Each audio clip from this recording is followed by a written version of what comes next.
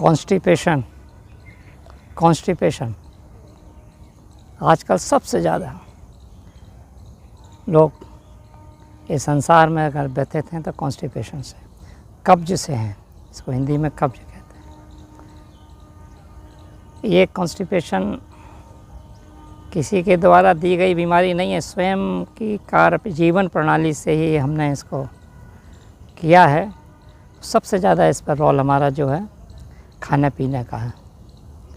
वो कैसे है कि हम जब देखो तब उल्टा सीधा जो खाने योग्य उसको भी खाते हैं और जो नहीं खाने योग्य उसको भी खाते हैं।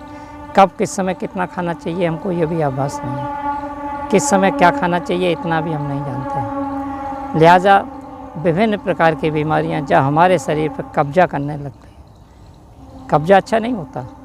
हम अपने शरीर के मालिक हैं, जिस जगह के हम अपने मालिक हैं उसको हम अपने हिसाब से चलाएं तो अच्छी बात है। नहीं चलता तो पता चलता है कि हमारा कब्ज हमको हो गया, कब्ज ने हमारे ऊपर अटैक कर दिया, उसका कब्जा हो गया हमारे ऊपर। तो हम सुबह जाते हैं तो हमको मल त्याग करने की पहले तो लोगों को इच्छा ही नहीं होती, वो इच्छा भी होती है तो घंटों वहाँ प्रेशर लगाते रहते हैं बहुत ज़ोर ज़ोर से, तब भी उनको मल नहीं निकलता। बंधुओं, लास्ट अंग है कब्ज का ये कि मल मूत्र वहाँ से बाहर नहीं निकल रहा, मूत्र वहाँ से या मल वहाँ से बाहर नहीं निकल रहा। लेकिन ये डेवलप कहाँ से हुआ? ये तो लास्ट में जब परिलक्षित हुआ जाके तब आप जान पाए कि आपको आज 10 साल नहीं हुआ तो आपने बहुत प्रेशर किया और इतना प्रेशर आपने लगाया कि आपको हेमरॉइड्स, पाइल्स, फिसस, फिस्टुला जैसी बीमारियों को आपने डेवलप कर लिया। तो बंधुओं, एक बात हमेशा याद रखना कि आप जब भी मल त्याग के लिए जाएं, प्रेशर नीचे को कभी मत लगाना। हमेशा याद रखना, एनस से, गुदाद्वार से आप हमेशा प्रेशर जितना नीचे को लगाओगे, ये सब बीमारियां जो मैं अभी नाम ले चुका हूँ, पाइल्स, फिस्टुला जिनको इंग्लिश में हेमरॉइड्स कहते हैं, फिसर्स, ये सब बीमारियां विभिन्न प्रकार की आपके अंदर डेवलप हो जाएंगी। और एक बार अगर डेवलप हो गई, फिस्टुला एक बार अगर आ गया तो दोबारा जीवन में फिर इसको जल्दी ठीक नहीं कर पाओगे। कितना भी ऑपरेशन कराना 3-4 साल के बाद फिर हो जाता है, पाइल्स का भी कराना फिर हो जाता है। मैंने ऐसे बहुत से रोगी देखे।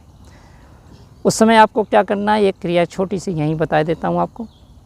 जब आप मलमूत्र के त्याग के लिए बैठें, मूत्र त्याग, मल के लिए त्याग के लिए जब बैठें आप, तो आप एक संकोचन कीजिए मन से, संकल्प के साथ कि आप गुदाद्वार को, एनस को ऊपर की ओर सिकोड़ रहे हैं, ऊपर सिकोड़ रहे हैं। एक संकोचन कीजिए उसका और छोड़ दीजिए, फिर संकोचन कीजिए। जितनी देर आप वहाँ बैठें संकोचन करते रहिए और छोड़ते रहिए, संकोचन करते रहिए, छोड़ते रहिए। धीरे धीरे वैक्यूम प्रेशर बनेगा और उससे आपका मल साफ़ होने लगा। या आपने कभी जानवरों को करते देखा होगा, मल त्याग के बाद, गोबर त्याग के बाद वो थोड़ी देर के लिए इस तरीके से अपने एनस को करते हैं। तो इस तरीके से आप भी अपने इसको दिनचर्या में शामिल कीजिए। अब देखिए, सबसे बड़ा हमारे साथ क्या दिक्कत होती है कि आज लेट नाइट वॉचिंग हो गई, सोना भी लेट नाइट हो गया और खाना भी हम जो खाते हैं वो रात में लेट खाते हैं। और खाना खा के अक्सर लोग आते हैं ऑफिस से, 9 बजे आए, 8 बजे आए, 10 बजे आए, 11-12 बजे उन्हें सोना भी होता है। तो वो खाना खा के तुरंत लेट जाते हैं। खाना खाया, लेट गए, खाने में और सोने में कम से कम 2-2.5 घंटे का अंतर रखिए और वो अंतर हो नहीं पाता। और रखा भी अंतर तो टीवी, बैठ के टीवी देखने लगे तो वो बहुत बड़ा फर्क नहीं पड़ता। अगर आप बैठ के देख रहे हो तो वज्रासन में बैठिए, वज्रासन में बैठ के देखिए तो आपका जिससे डाइजेशन की प्रक्रिया सही रहे। अब आपने रात में 11 बजे खाना खाया, आंत बहुत लंबी है और सिकुड़ी हुई पड़ी है, छोटी आंत तो बड़ी आंत, ड्यूडिनम से ही शुरू हो रही है फिक्स्ड पार्ट पे, छोटी आंत तो बड़ी आंत चली गई। तो ये सिकुड़ी हुई सी पड़ी हैं। आप किसी ट्यूब से भी अगर सिकुड़ी हुई ट्यूब से पानी बहाना चाहेंगे तो फोर्स के साथ बहाएंगे, तब भी थोड़ा टाइम लग जाएगा उसको जानने के लिए। रात में हमने लेट खाना खाया और सुबह ही जाते हम मल त्याग के लिए इच्छा करते हैं और सोचते हैं कि हमको मल बहुत साफ़ हो जाना चाहिए, बहुत अच्छा हो जाना चाहिए, वो नहीं होता है। तो लिहाजा हम घंटों उस मल को बाहर निकालने के लिए बैठते रहते हैं। कभी एक आध गांठ कोई निकल आई, नहीं निकली तो लास्ट में इतना तक कर लेते हैं, गणेश क्रिया लोग करते हैं और उंगलियों से निकालते हैं उसको। यहीं से बार बार प्रेशर लगाने की वजह से, बार बार बल इच्छा करने की वजह से हम कॉन्स्टिपेशन धीरे धीरे डेवलप कर लेते हैं। और इसके आगे के जो हम अभी बता चुके हैं, इसमें ये बीमारियां डेवलप होती हैं, ये बीमारी डेवलप होती हैं। आइए मैं आज केवल 5 आसन हैं इसके, जिसको शंख प्रक्षालन के आसन भी कहते हैं, क्योंकि हमारे हाथों की गति लेसर और वो थोड़ी सी शंख के आकार की बनी हुई है, इसलिए इसको शंख से जोड़ लिया। प्रक्षालन में होता है किसी चीज़ को साफ करना, निकालना। कभी कभी हम मुंह से पानी पिलवाते हैं, एनस के द्वारा निकलवाते हैं, शंख प्रक्षालन की क्रियाएँ कहलाती हैं। आप मत करिएगा उसको, ना उसको पानी पीजिएगा आप, लेकिन किसी देख रेख में ही आप कर सकते हो। और पहला आसन हम आपको बताते हैं, उसको कहते हैं ताड़ासन। तो आप एड़ियों को मिला लेंगे और पंजों को खुला छोड़ देंगे और सांस भरेंगे। दोनों हाथों को क्लैंप करके सिर के ऊपर ले लेंगे, हाथों को कान से चिपका देंगे। खींचिए सांस को, जितना खींच सकते हैं। सांस भर के हाथों के ऊपर खींचे, पेट पर एक दबाव डालिए। पानी पी के आपने ये किया है तो पानी आपका स्टमक से थोड़ा नीचे उतरेगा। सुबह उठ के एक आसन करिए और धीरे से अपने पंजों पर खड़े हो जाइए। धीरे से आके इस पंजों पे आ गए। ऐसे आप 4-5 बार इस क्रिया को करिए। फिर आए, फिर गए, फिर आए, सांस भरते हुए आइए, सांस भरते हुए जाइए, सांस भरते हुए आइए, सांस भरते हुए जाइए, फिर सांस भरते हुए आइए, सांस भरते हुए जाइए। देखिए, हाथों को नीचे कर लीजिए। इसके 3 प्रोसेस मैं आपको बता देता हूँ। दूसरा, पैरों को मिला लीजिए।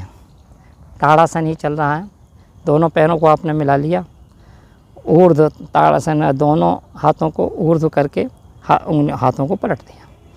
सांस भर के दाहिनी ओर हमने मोड़ दिया अपने को तिरछा, इसीलिए इसको कहते हैं तिर्यक ताड़ासन। फिर दूसरी तरफ से आके सांस भर के हल्की सी सांस पे निकाल दीजिए। जितना नीचे झुकते जाएंगे सांस निकालते जाएंगे, ऊपर देखते जाएंगे तिरछे। ये तिर्यक ताड़ासन हो गया। ऊपर हाथ खींचा तो ऊर्ध्व ताड़ासन हो गया। पंजे खड़े हो गए, ऊर्ध्व ताड़ासन। हाथों को फिर ले लीजिए। अब पैरों को या खोल लेते हैं, हाथ वैसे ही रखते हैं। ये ताड़ासन का तीसरा पार्ट आपको हम बता रहे हैं। फिर आप ऊपर ऐसे हाथ लीजिए। पहले पैर पास करके, पंजे पास करके किया था। दूसरा हम कर रहे हैं पैरों को खोल के। फिर आसमान से देखिए, हाथ दोनों कान से चिपके हुए, सांस निकाल दीजिए। फिर सांस भरिए। ज़्यादा देर रोकना हो तो सांस को रोक के कर सकते हैं। ऊपर आसमान को देखिए। इस प्रोसेस को भी 3 बार करिए। इस तरह से गए, इस तरीके से गए। नेक्स्ट अंक में आपको हम बताएंगे कि पानी पी के पानी कैसे कैसे आपके अंग, पेट के अंगों में आपके आसन के माध्यम से बढ़ेगा, बताएंगे। आज हमने एक आपको ताड़ासन, ऊर्ध्व ताड़ासन, तिर्यक ताड़ासन बताया और 4 आसन और हैं, वो अगले अंक में हम चर्चा करेंगे। होम्यो योगा वेलनेस के माध्यम से आप इसको, आ रहा है आपके पास ये प्रोग्राम, तो आप इसको शेयर करिए, फॉलो कीजिए, लाइक कीजिए।